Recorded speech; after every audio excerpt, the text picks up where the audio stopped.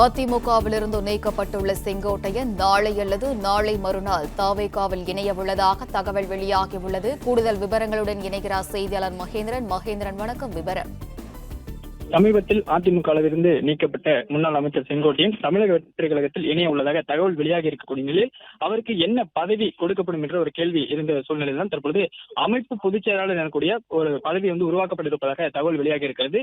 இந்த மாநில அமைப்பு பொதுச் செயலாளர் பதவி கட்சியில் இணையும் பட்சத்தில் செங்கோட்டையனுக்கு வழங்கப்படும் என்றும் இந்த தகவல் வெளியாகி இருக்கிறது. அதிமுகவிலிருந்து நீக்கப்பட்டுள்ள செங்கோட்டையன் நாளை அல்லது நாளை மறுநாள் தமிழக வெற்றி கழகத்தில் இணைய உள்ளதாக தகவல் வெளியாகி இருக்கிறது. இந்நிலையில் தான் இந்த பேச்சுவார்த்தையும், அதாவது கடந்த ஒரு வார காலமாகவே தமிழக வெற்றி கழகத்திலும் செங்கோட்டையன் தரப்பிலும் கட்சியில் இணைப்பது தொடர்பான பேச்சுவார்த்தை நடைபெற்றதாக சொல்லப்படுகிறது. இந்த பேச்சுவார்த்தை கிட்டத்தட்ட 99% நிறைவடைந்திருக்கக்கூடிய சூழ்நிலையில் இறுதிக்கட்டமாக என்ன பொறுப்பு வழங்கலாம் என்கிற பேச்சுவார்த்தை தற்பொழுது நடைபெற்று வருவதாக தகவல் வெளியாகி இருக்கிறது. இந்நிலையில் தான் மாநில அமைப்பு பொதுச் செயலாளர் என்கிற ஒரு புதிய பதவி உருவாக்கப்படும். அந்த பதவி செங்கோட்டையன் கட்சியில் இணையும் பட்சத்தில் அவருக்கு வழங்கப்படும் என்று சொல்லப்படுகிறது. மேலும் தமிழக வெற்றி கழகத்தில் சமீபத்தில் விஜய் 28 பேர் கொண்ட நிர்வாக குழு ஒன்றை உருவாக்கியிருந்தார். கட்சியின் முக்கிய முடிவுகளை இந்த நிர்வாக குழு கூடிதான் இருக்கும் என்றும் அவர் கூறியிருந்தார்.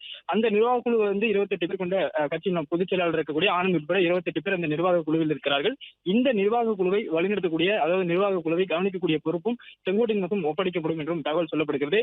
இந்நிலையில் தான் தமிழக வெற்றி கழகத்தில் நாளை அல்லது நாளை மறுநாள் முன்னாள் அமைச்சர் செங்கோட்டையன் இணையிருப்பதாக தகவல் வெளியாக இருக்கக்கூடிய சூழ்நிலையில் அவருக்கு மாநில அமைப்பு பொதுச் செயலாளர் என்கிற ஒரு பதவி உருவாக்கப்பட்டு அந்த பதவி அவர் வசம் ஒப்படைக்கப்படும் என்றும் நிர்வாக குழுவை கவனிக்க பொறுப்பும் அவரிடம் ஒப்படைக்கப்படும் என்றும் தகவல் வெளியாக இருக்கிறது.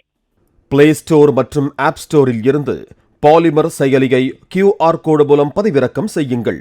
செய்திகளை உடனுக்குடன் பெறுங்கள்.